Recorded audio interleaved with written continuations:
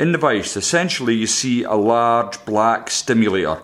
It's tied to represent the large stoneflies that often hatch. I'm thinking in the river in Slovenia mostly, but anywhere where there's a stonefly hatch, this will do your turn. So without further ado, let's get into it.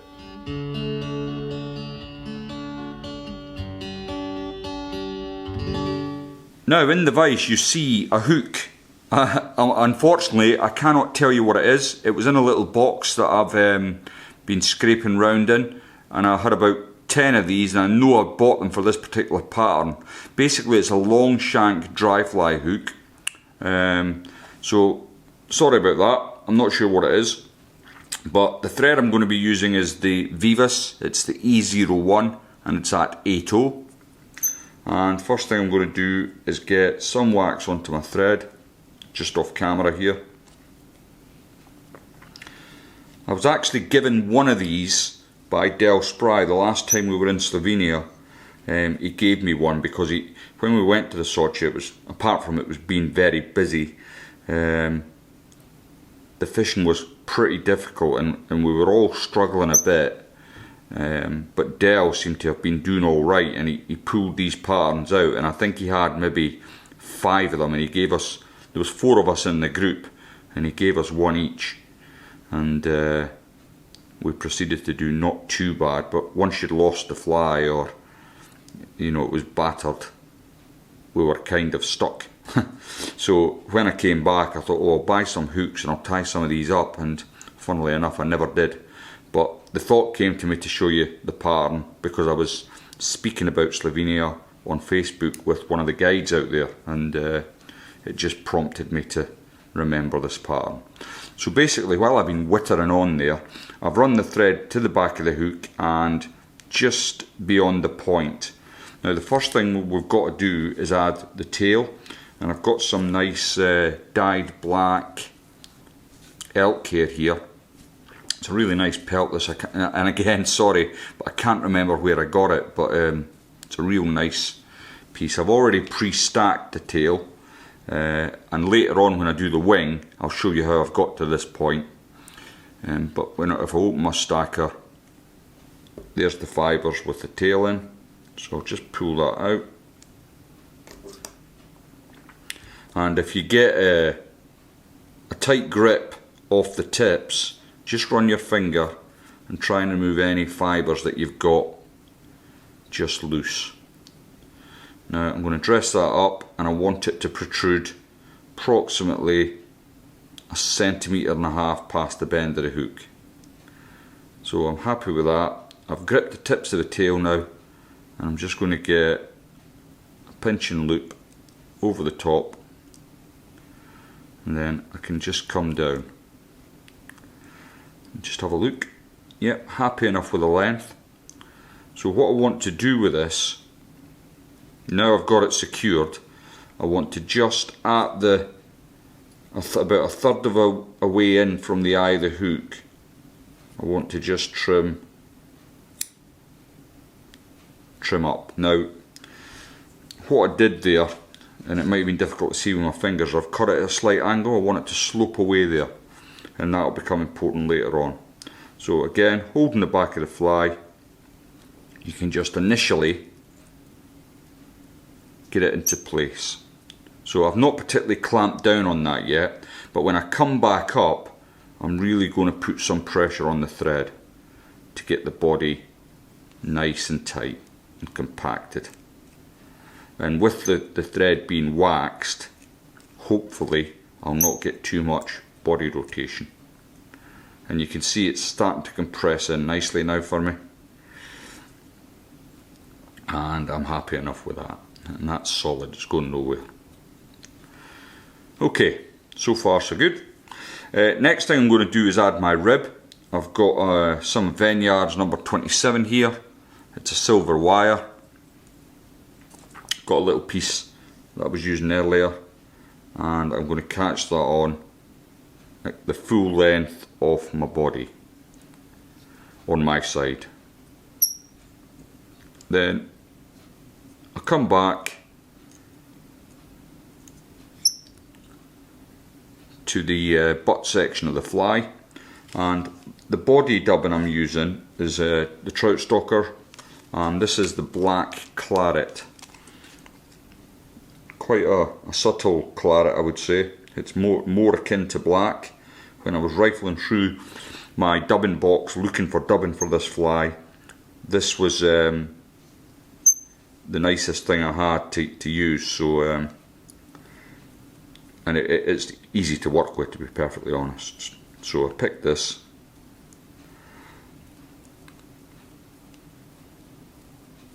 and once I've tied up a few of these, they'll go into a box that'll be the when I go back to Slovenia box. So I've got the dubbing on the thread, and I'm just going to bring it up the length of the body, keeping it nice and even. And just when I get to the end here, I'm going to take a little bit of care just to finish that off. Okay, so far so good. So I'm fairly happy with the shape and profile I'm getting there. The next thing I've got to do is add the body hackle. So I've selected a feather from my black cape, and I've got it here. Now all I've done is I've cleared the bottom of the hackle at the stem there, so I've got a bare stem. I'm going to just get some wax on my thread. Then with the good side of the feather pointing towards the eye, I'm going to tie that in.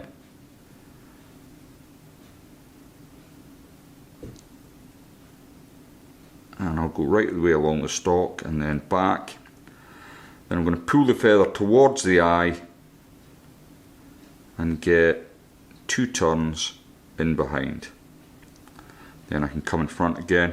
And all that does is it cocks my feather out at a 90-degree angle from the hook, and this allows me to turn it much more easily up the body. So I'll just come in with a hackle pliers, and the first turn will be on top of itself more or less. And once you've got that first turn in, it's just a case of spiral turns just over 1/8 of an inch apart down the body of the fly. Just take your time, no rush, and at the moment we've probably got more time, you can shake a stick it. And then as it gets to the bottom, I can see my wire rib on my side, so I'm going to bring it up. I'm going to change hands, so I've now got the wire rib in my right hand. I'm going to bring that in initially for 1 turn. I can let go with the hackle pliers. So I've got control of my fly with my wire rib, and all I'm doing now is bringing the rib up through the palmarin to hold it into place. Now the original fly that I was given by Dell didn't have any ribbon, and subsequently when you did catch a fish, it didn't last very long, the fly. So the ones I'm doing, I just thought I would add a rib to give it a bit of longevity. Then once I've brought that up to the front, I can then catch it in with my thread. I'm just going to slick everything back, tidy that up a bit, and then you can wind away that wire. I'm just going to open my vise up so I can remove my waste here.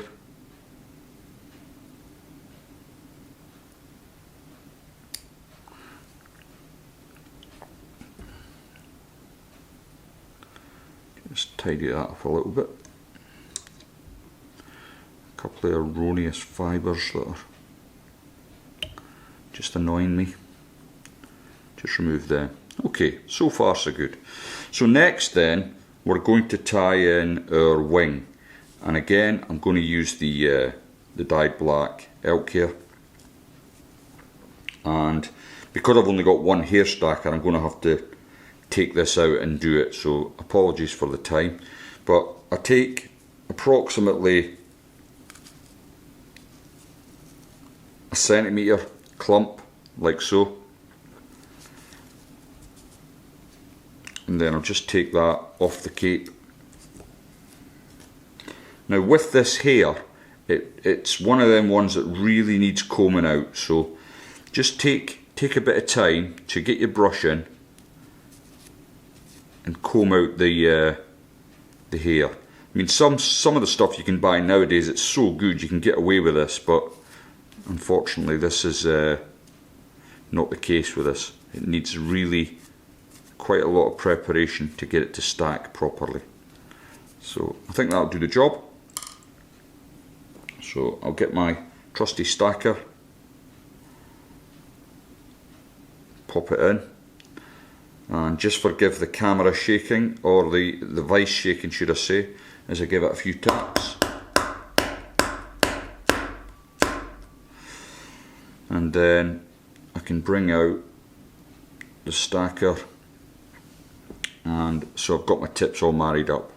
Again, I'm going to come in with thumb and forefinger in my left hand, just grab my tips, and as I always do, keeping a tight grip, I'm just going to run my fingers up to make sure I get any sort of loose ends. So I'm just going to show it up to the fly now, and what I want is my wing to come in line pretty much with my tail. So where I've got my thumb and forefinger now is good. So I'll change it back. I'm going to get a bit more wax on my thread here.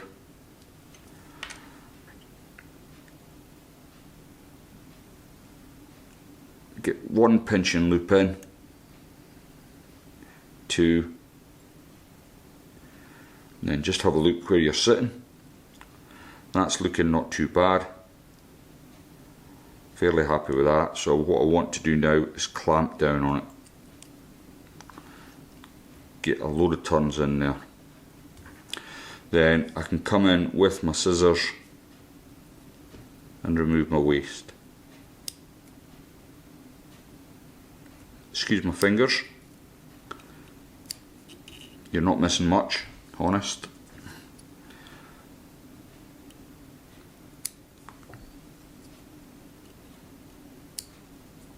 Okay, so that's looking pretty neat. Let's just have a look at your side. Yep, not bad. I could do a couple of more turns towards the body, so I'm just going to tidy that up now. Bring them tips up. Try and keep as much of it on top as you can. And then I think another couple of turns there. And then I can tidy up in the front and prepare for my front hackle. So that's looking not too bad. It's getting there slowly but surely. So a bit more of the trout stalkers dubbing out the packet, which I've got here. And what I've done is I've selected another feather from my cock cape, and I've actually prepared it in advance for this. So basically what I've done is I've stripped out the one side of the hackle, and I've left enough stem to catch it in there.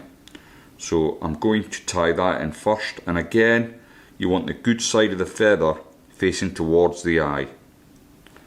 So I'll just tie this in on my side. I'm doing the full length of the bit of stalk that I had exposed, and what I'm going to do is cock the feather my way and just put 2 turns in there as well,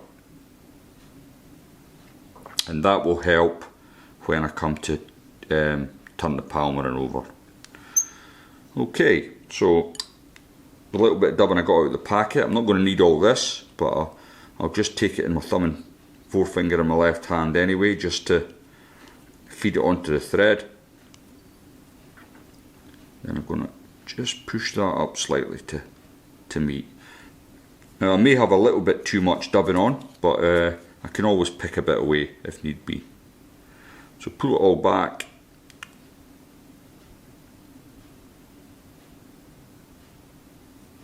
and then bring your thread to the front of the hook.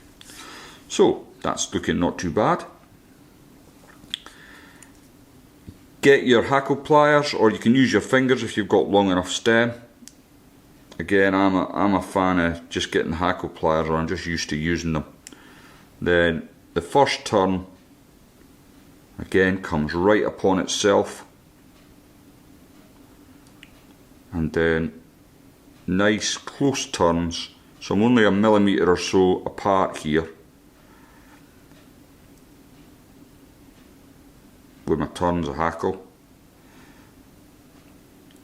and bring that all the way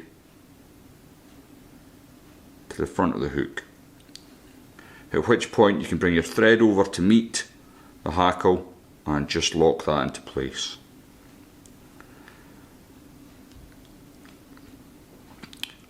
Then remove your hackle pliers, slick it all back, just a wee bit of fibre there got in the way, and then you can create your head. Once you've got it slicked back, just grab your tail end and it will snap away, no problem. Then you can come in with your hackle pliers. Sorry, that's a whip finish tool. I don't even know what it's called now. God, I thought I was improving with this.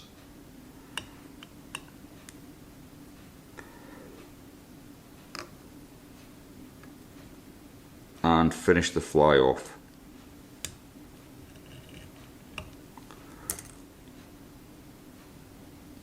Okay, then you can cut away your thread, and in my case that erroneous fibre that I trapped in there.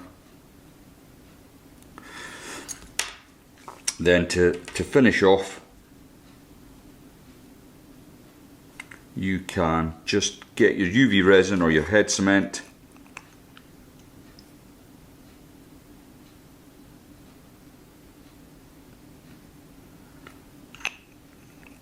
cover the head.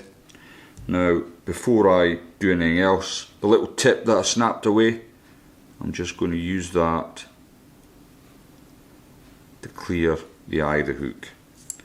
Then I can come in with my UV torch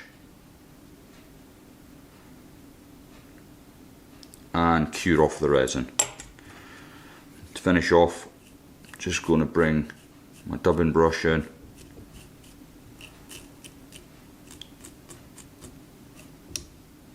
and brush out any of the loose fibres that might have got trapped in there. So there we go. If you are planning a trip to the Soca, I would absolutely recommend you have a box full of these, especially if you're going towards the end of May. Great fly, will catch you a lot of fish. Thanks very much for watching. If you haven't subscribed to the channel, please think about clicking the button and turning on the bell, and I'll see you all next time.